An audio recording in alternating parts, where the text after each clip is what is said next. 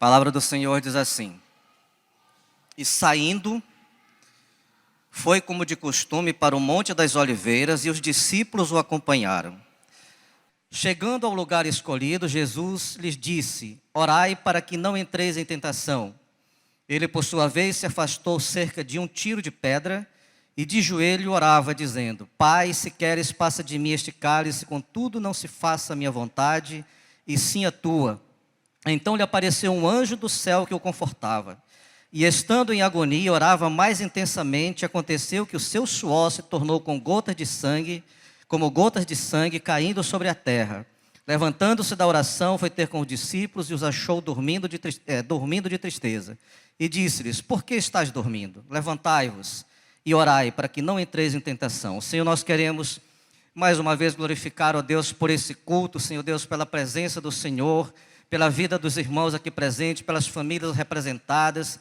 E nós oramos, ó Deus, para que essa palavra, Senhor Deus, e esses louvores sejam levados para essa comunidade ao nosso redor, para que sejam impactados, transformados, salvos, ó Deus, pelo poder que é na Tua palavra, pelo poder que é no Teu sangue e pelo poder que é no Teu nome, Jesus. Fica conosco, Senhor Deus, Pai Santo querido, aquieta o nosso coração, que o Senhor encontre no nosso coração uma terra boa, que produza frutos valiosos, que quando essa semente for lançada, Pai Santo querido, ela encontre realmente uma terra fértil, Senhor Deus. Nós oramos, ó Deus, para que tudo aquilo que possa querer atrapalhar, Senhor Deus, Pai Santo querido, o entendimento da Tua palavra, o discernimento, a compreensão, seja afastado desse lugar, Senhor. Nós oramos e Te louvamos em nome do Senhor Jesus Cristo, amém. Antes que a gente fale mais precisamente sobre o texto, eu quero ler com os irmãos, eu vou ler na versão viva, capítulo 21 de Lucas, ainda versículo 16 até o 19. Se vocês quiserem acompanhar na versão de vocês, eu vou estar lendo na versão viva. A palavra do Senhor diz assim, Lucas 21, versículo 16: Até aqueles que são mais chegados a vocês, seus pais, irmãos, parentes e amigos trairão vocês, mandando-os prender, e alguns de vocês serão mortos. E todo mundo odiará vocês, porque vocês são meus, e são chamados pelo meu nome. Porém, não se perderá nenhum fio de cabelo das suas cabeças. Fiquem firmes, ergam a cabeça, assim ganharão as suas almas. Versículo 28.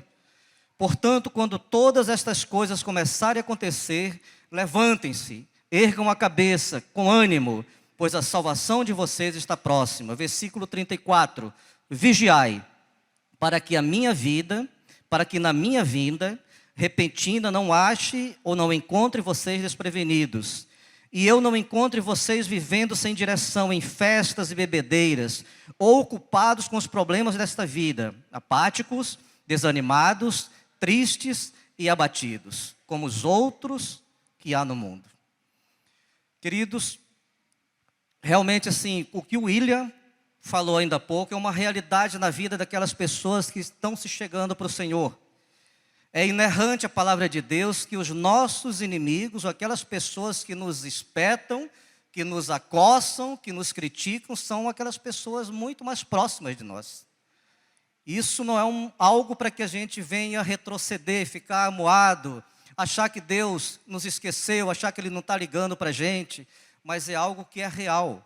Aconteceu com ele, aconteceu com os discípulos. A palavra diz que os da casa dele rejeitaram ele na sua terra. E se aconteceu com ele, que é Deus, pode acontecer com qualquer um de nós. Então a palavra diz que quando essas coisas acontecerem, não baixe a cabeça. Ele diz que você tem que ficar firme, você tem que erguer literalmente o queixo e não olhar para baixo. Porque você vai estar olhando para o autor e consumador da sua fé, Cristo. E a palavra diz também que quando Ele vier, que Ele não encontre vocês sem direção, ou seja, no ermo, de um lado para o outro.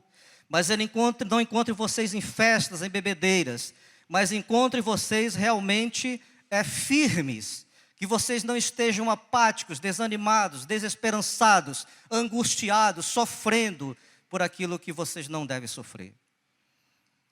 Muito importante que Ele falou isso para os discípulos ao longo da sua vida com eles. Ele veio alertando os discípulos ao longo da vida com eles, da sua caminhada de 3 anos e meio. A gente nunca espera por um momento de decepção, de sofrimento, de angústia, de perda. Certamente que os discípulos não esperavam que esse momento chegaria, mas chegou. Aquela semana era precisamente a semana da paixão de Cristo. Naquela semana, ele seria crucificado, ele morreria, ele ressuscitaria. Ele sofreria aquele sofrimento que eu e você deveríamos sofrer, mas era necessário que assim fosse. Mas eles não estavam esperando esse momento. E quando ele fala essa palavra, eles ficam muito desalentados. Eles ficam desesperançados. O que vai acontecer com a gente? O que vai acontecer com a gente? O que nós vamos fazer a partir de agora? Isso que a gente vai estar trabalhando, essa questão. Um outro fator interessante, lá no versículo 39, ele diz o seguinte: e saindo foi como de costume. Ele estava, se vocês olharem mais tarde em suas casas, vocês vão ver que ele estava num cenáculo, né, que ele pediu para os discípulos prepararem um cenáculo para eles comerem a Páscoa e depois a ceia. E eles saíram daquele lugar para o Monte das Oliveiras. Era realmente a sua última semana. Lucas e Marcos, eles têm esse monte como Getsemane. Aqui em Lucas, a gente vê, Mateus e Marcos precisamente. Em Lucas a gente vê ele falando de Monte das Oliveiras. Mateus e Marcos, aí ele fala de Getsemane. João, ele fala de jardim. Eu prefiro ficar com jardim, os irmãos entenderão porque que eu prefiro jardim. E esse jardim, ele ficava no sopé do Monte das Oliveiras, no sopé do Getsemane. E era ali que Jesus estava se encontrando periodicamente com os discípulos. Ele saía pela virada do dia, ele fazia as suas pregações, ele fazia seus milagres, seus prodígios, sinais, mas ao entardecer ele voltava para o Monte das Oliveiras, no sopé do monte chamado Jardim. Diga comigo, jardim. Aleluia. Um outro versículo 40, a palavra diz que chegando ao lugar escolhido, Jesus lhe disse: orai para que não entreis em tentação. É importante que a palavra, ela diz o seguinte, que em todo tempo com o Pai, não se preocupe quanto tempo, quantas horas você vai estar se dedicando em oração ao Pai, porque é necessário que assim seja, para que você não seja tentado por Satanás e para que você não seja encontrado realmente desfalecendo a sua fé. Um pouco antes, depois que ele mencionou essa palavra, os discípulos, eles disseram assim: olha, nós queremos saber quem de nós vai ser o maior no reino de Deus. Jesus estava ministrando uma palavra para eles de vida, de transformação, de mudança. Estava dizendo que daqui a algumas horas ele sofreria tudo aquilo que ele sofreu, mas eles estavam preocupados quem seria o maior no reino de Deus. E subentende-se que essa pessoa que levantou essa questão era Simão, chamado Pedro. E o Senhor fala para ele o seguinte, versículo 22, 31, 32. Simão, Simão, Satanás pediu você para peneirá-lo como trigo, como se separa a palha. Eu, porém, em oração supliquei por você para que a sua fé não fracasse completamente. Portanto, quando você tiver se arrependido e voltado para mim, Simão, fortaleça e robusteça a fé dos seus irmãos. Versão viva. Ele estava dizendo para Pedro: olha Pedro, isso aí não é importante. Você está indo por um caminho que não é importante. Você está buscando uma coisa que não é importante. Você tem que se ater àquilo que de fato é importante, o reino de Deus. Versículo 42, a palavra diz o seguinte, dizendo: Pai, se queres, passa de mim esse cálice, contudo não se faça a minha vontade, e sim a tua. Uma das coisas maravilhosas que nós vemos na palavra de Deus, e repetidamente Jesus falou isso, que ele veio com a única finalidade de fazer aquilo que o Pai havia pedido para ele fazer. E quando ele fala de cálice, ele fala de sofrimento, ele fala de julgamento, ele fala de uma execução e ele fala de morte. Daí algumas horas ele estaria passando por tudo isso. Se possível, passa de mim. Se não for possível, então eu vou fazer a tua vontade. E a vontade de Deus para Jesus era o que importava. João 6,38, ele repetidamente fala isso, que ele queria fazer a vontade do Pai. Ele veio para fazer a vontade do Pai. E a vontade do Pai estava implicando na minha vida e na vida de vocês, e na vida da igreja também, que mais tarde se tornaria aquilo que ele queria que fosse, para anunciar o seu santo nome, para anunciar os seus feitos, como disse o pastor Adonai, para fazer ele conhecido, para glorificá-lo, para fazer com que ele realmente se tornasse conhecido na face da terra. Esse era o propósito dele com isso.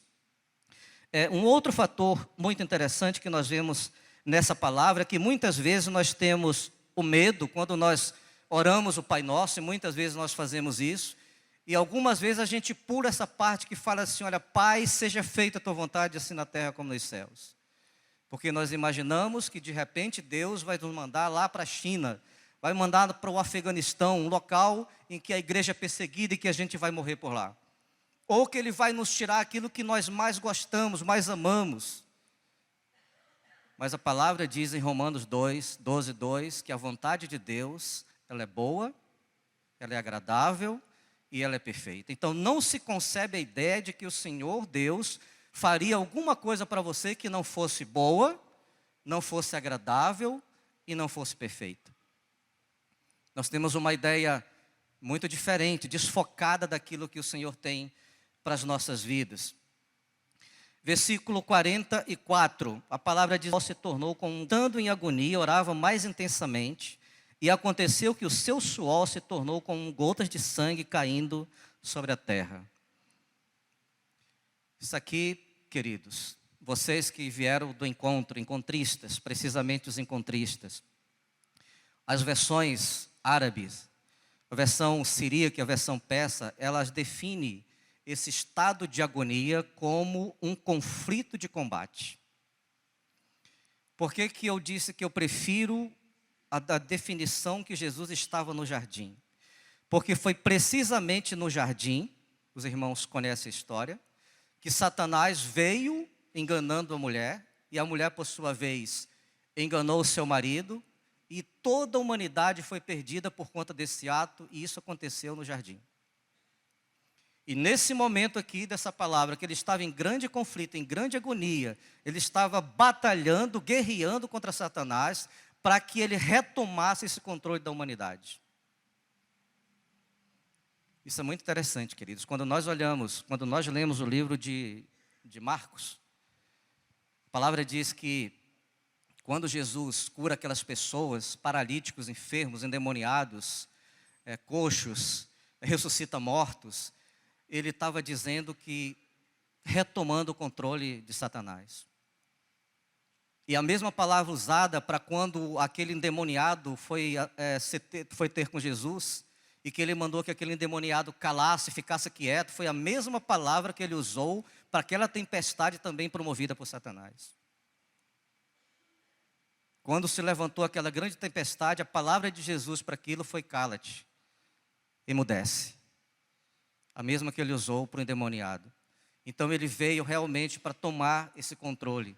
Havia uma palavra lá no Gênesis que a serpente, ela feriria o calcanhar da descendência da mulher. Lucas 4,13, se vocês lerem depois, a palavra diz assim, que ele tentou Jesus, não conseguiu o efeito que ele queria. Versículo 13 diz que ele esperava um momento oportuno para ele voltar a contra-atacar.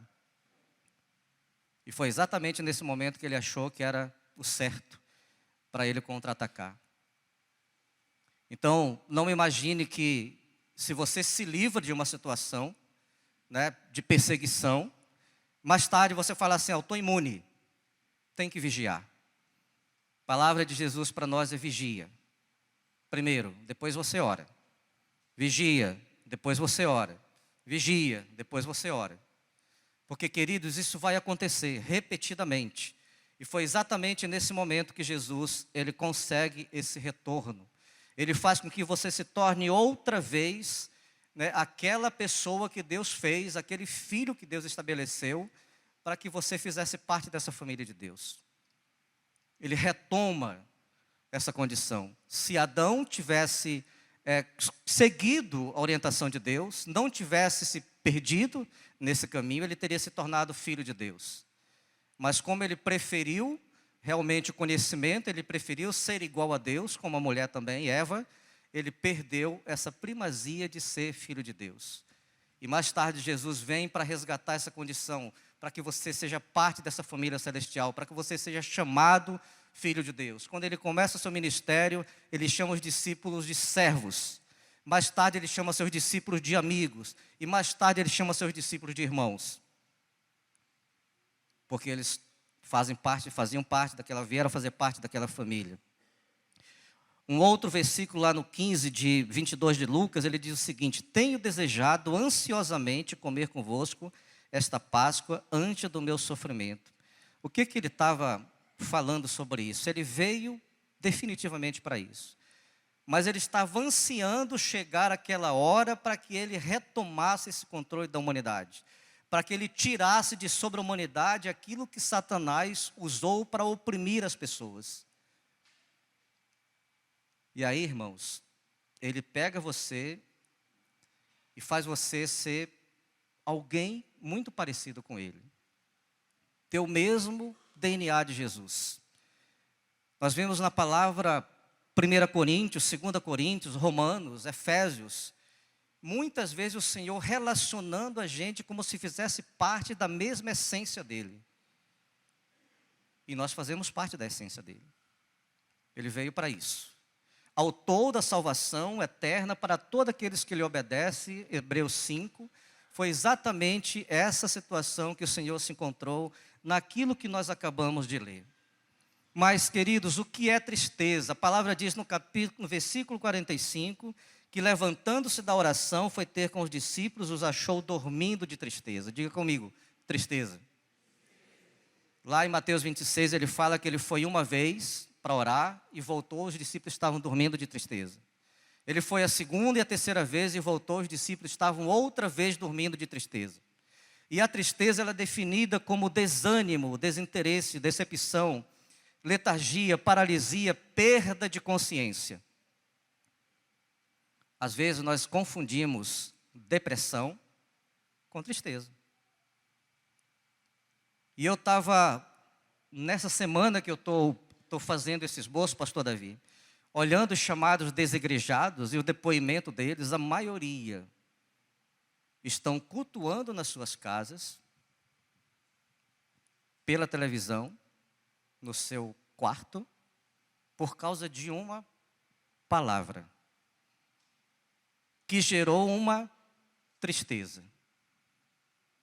E essa pessoa saiu. Ou essas pessoas saíram.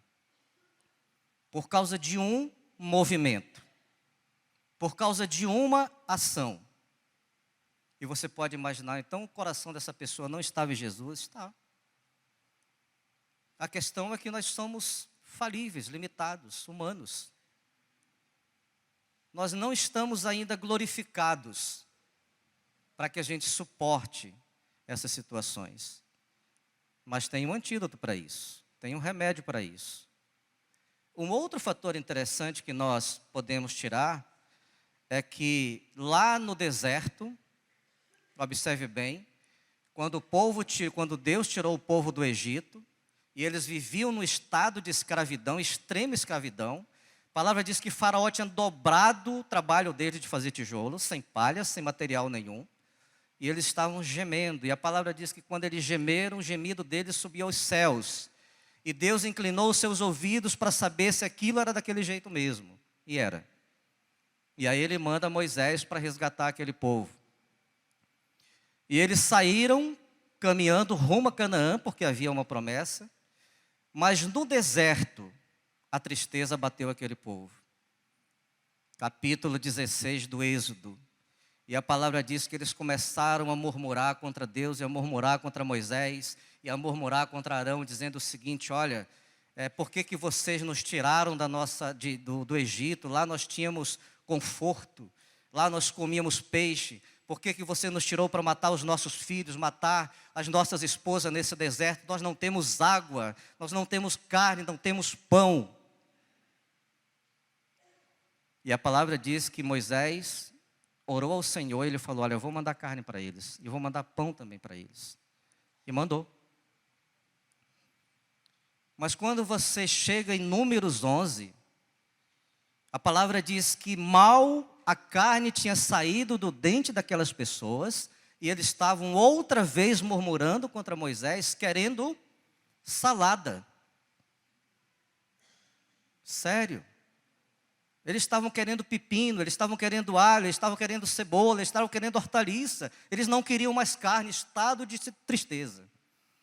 A tristeza vai levar você a ficar inconformado com muitas coisas.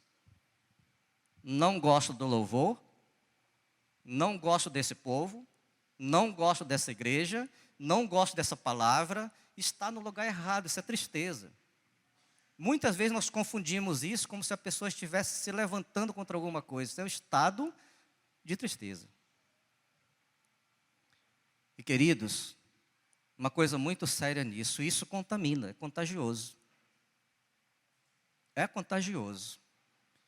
Porque chegou um momento tão extremo que Moisés, ele começou a falar para o Senhor assim, olha, esse povo não é meu. Esse povo te pertence, foi o Senhor que levou ele para o Egito, foi o Senhor que tirou do Egito, foi o Senhor que trouxe esse povo para o deserto. Por que eu tenho que sofrer tudo isso? Então, Senhor, se o Senhor não quer fazer nada com esse povo, então tira a minha vida.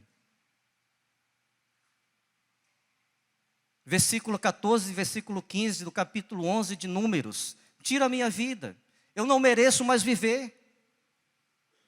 Tristeza contagia as pessoas.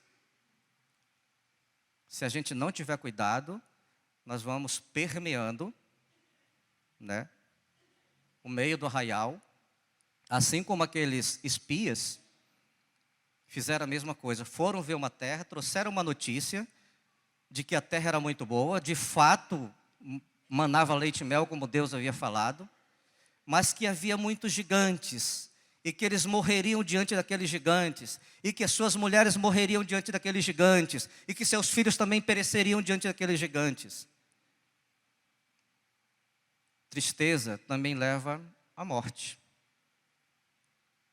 E a palavra de Deus diz que Deus falou para Moisés que todas aquelas pessoas, inclusive os 10 que trouxeram aquela má notícia, infamaram a terra e o arraial de Israel, não entrariam na terra prometida, eles ficariam prostrados no deserto, eles morreriam no deserto e morreram. Tristeza leva a um estado de letargia tão grande que a pessoa normalmente ela não quer enfrentar o problema. Ela se esconde, ela vai para o seu quarto, ela foge das pessoas, ela não quer enfrentar o problema. E daqui a pouco ela está depressiva, daqui a pouco ela está querendo morrer, e em alguns casos, morre mesmo. Suicida. Isso é uma palavra, queridos. Está escrito. Nós temos que tomar cuidado com isso. Mas existe um remédio. Diga comigo, tem um remédio. Novo Testamento também conta a história de algumas pessoas. Por exemplo, quando Jesus morreu, 2 discípulos, eles ficaram tristes. Capítulo 24, versículo 17 de Lucas, diz que Jesus estava caminhando com eles em direção à cidade chamada Emaús. E eles começaram a falar dos acontecimentos daquele tempo, daqueles dias. E Jesus pergunta para eles sobre os acontecimentos. Eles falam, por acaso você é o único que está em Israel, em Jerusalém, que não sabe dessas coisas? O próprio Jesus estava caminhando com eles. Não reconhece. Então a pessoa, ela perde de fato a consciência daquilo, perde o norte da sua vida. Mas a palavra diz também, para o nosso bem-estar, que quando a gente estivesse desviando, Isaías, desviando do caminho, para a esquerda ou para a direita, nós ouviremos atrás de nós uma palavra, Espírito de Deus, dizendo, não é esse caminho, não é esse caminho, é esse. Segue por esse. Nós nunca seremos enganados em relação a isso. No mundo nós vamos ouvir muitas vozes. Nós temos que reconhecer qual é a voz do nosso Senhor. E isso só se dá em intimidade, oração. Por isso que Jesus fala assim, olha, você vai para o seu quarto, fecha a tua porta. Ora teu pai que vem, que ouve em secreto, e teu pai que ouve em secreto vai te abençoar. Muitas vozes, você tem que treinar isso aí. A gente muitas vezes renega essas coisas ou descarta essas coisas, porque nós não consideramos que nós temos essa capacidade de treinar os nossos ouvidos para que tipo de voz nós estamos ouvindo. Ouça, por exemplo, um guarda de trânsito. Ele sabe discernir muito bem as coisas, por aquele apito que ele tem.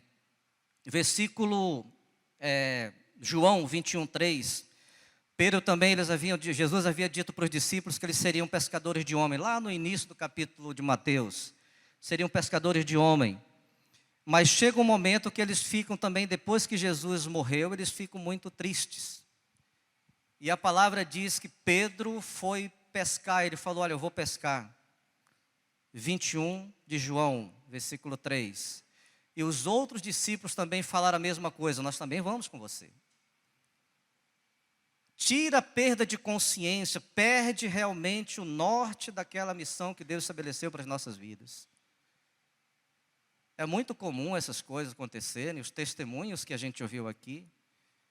Chega um momento que você perde a consciência daquilo que Deus estabeleceu para você. Se a gente não vigiar, não é orar. Se a gente não vigiar, nós vamos perder o norte daquilo que estabeleceu para nós. Nós vamos fazer muitas coisas, mas que não é para Deus. Isso é um fato. Outro fator interessante, por que os cultos? Por que as células? Por que os discipulados?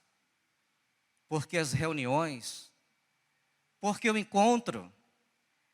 Se nós estivermos fazendo tudo isso, irmãos, se não for com um único propósito, como o pastor Adonai falou, se não for para glorificar a Deus, nós estamos fazendo movimento, não adianta de nada. Deus tem que estar sendo glorificado em tudo aquilo que nós fazemos. O propósito, de fato, é Deus. Se nós estivermos fazendo essas coisas, simplesmente por uma questão de obediência, de modelo, porque achamos bonitinho, porque a igreja está fazendo, isso é nada para Deus. Você está perdendo o seu tempo, porque você vai aparecer diante dele com mãos vazias, você não vai apresentar nada.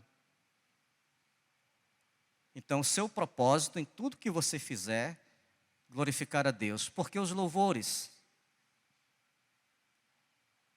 tudo isso tem um propósito. Glorificar o Senhor, conhecer a Ele, fazer o seu nome conhecido. É nesses momentos que você vem para que você experimente mais de Deus, para que você conheça mais Ele. E a palavra diz que Deus é uma fonte inesgotável. A gente nunca vai conhecer Ele na sua totalidade. Ele tem sempre mais e mais e mais para que a gente busque. E essa é uma coisa tremenda, maravilhosa. Como não se tornar cativo da tristeza? Primeira coisa, confiar em Deus. A palavra fala que confiar nas suas promessas. Melhor, a palavra fala que Ele está conosco, clássico, Mateus 28:20, que Ele está conosco todos os dias até a consumação dos séculos. Ele não falha, Ele não está conosco hoje e amanhã não, depois de amanhã sim, depois de amanhã não, todos os dias até a consumação dos séculos. A palavra fala em Lamentações 3:22 que a sua misericórdia se renova a cada manhã e as suas misericórdias são a causa de nós não sermos consumidos. Nós temos que nos apegar à promessa de Deus. Depois, a palavra diz que, Salmo 126, que Ele restaura a nossa sorte, como Ele restaura as torrentes do Neguebe. Ou seja, Ele tira a secura do nosso coração. Por que muitas vezes nós ouvimos palavra, ouvimos louvores, colocamos na nossa casa música, mas saímos dali, nosso coração está vazio, está seco, nós não recebemos nada, né? No nosso dia, passa um dia estéril, exatamente porque há secura no nosso coração.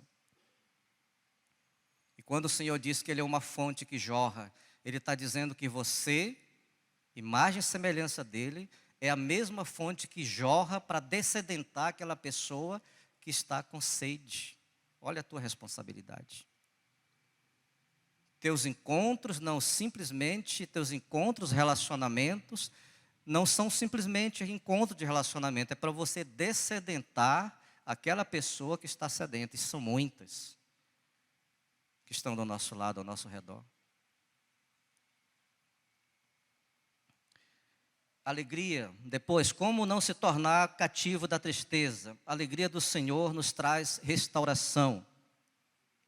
A palavra diz o seguinte, que Pedro, quando ele negou Jesus, vocês conhecem a história? João 21:17, por 3 vezes o Senhor se apresenta para ele, busca ele, pergunta para ele por 3 vezes se ele amaria ele, e ele responde.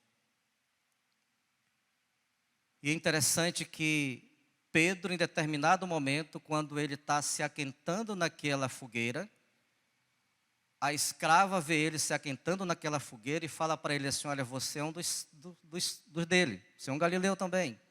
Ele fala, não, não sou. Depois ele se afasta mais um pouco, está numa outra fogueira, e alguém vai lá para lá e fala, você é um galileu também, porque você fala e se veste como eles. Não, não sou. E a terceira vez também. O que isso quer dizer para a gente? Você, igreja, não pode esconder a sua natureza regenerada. Diga amém. Você não pode esconder a sua natureza regenerada. Onde quer que você passe, alguém vai reconhecer que você tem uma natureza regenerada. Isso é fato. E você precisa internalizar isso no seu coração. Não são as circunstâncias. Não é porque você amanheceu amuado, chateado, que essa natureza saiu de você. Não é isso.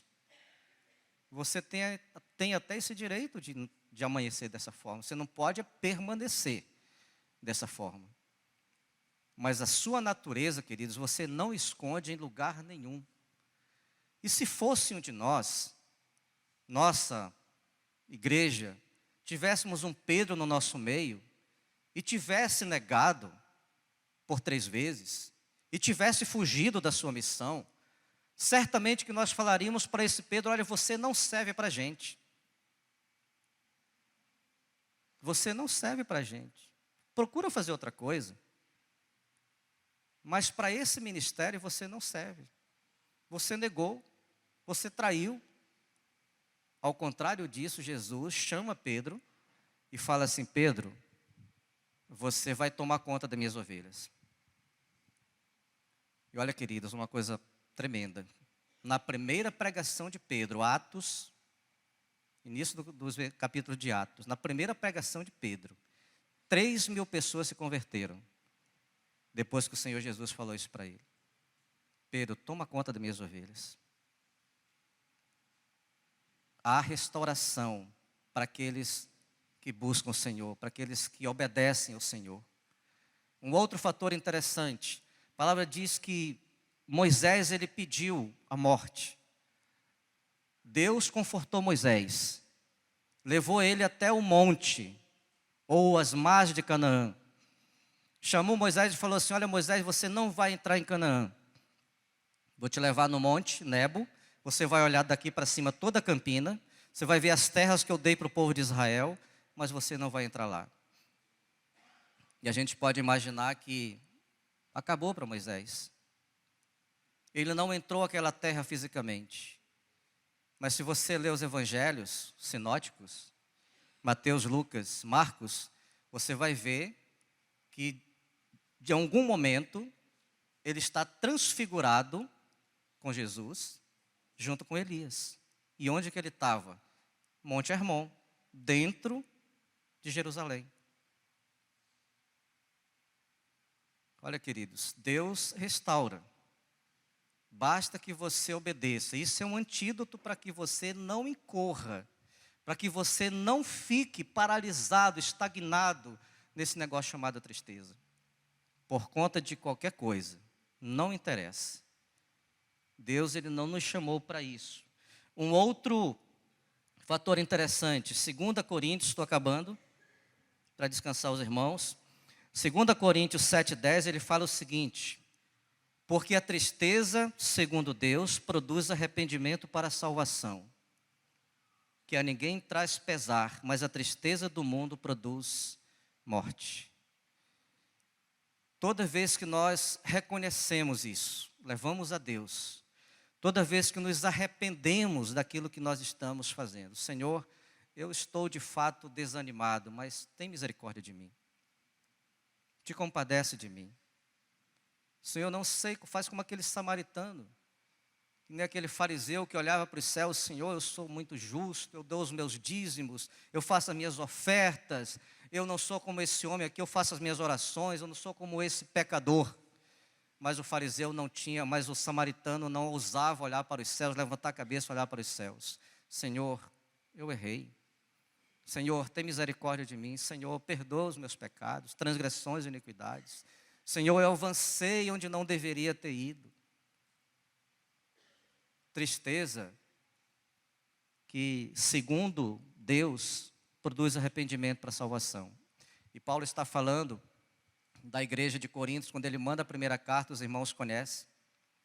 Havia uma confusão ali, havia uma preferência, alguém querendo ser discipulado por outro, alguém querendo que o líder fosse dele, aquela confusão toda, o filho se deitando com a mulher do próprio pai, madrasta ou a mãe mesmo, não se sabe o certo.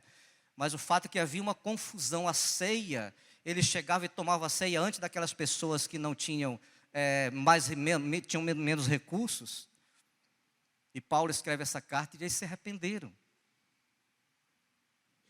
Isso produziu para eles salvação. De fato, eles reconheceram, se você ler essa segunda carta, eles reconheceram que eles estavam errados, que eles precisavam mudar. Mas se eles mantivessem o pé, não, nós estamos certos. Tristeza segundo o mundo. Eu simplesmente senti um remorso, como Judas. Senti um remorso. Tristeza segundo o mundo. Essa gera morte. Amém, queridos?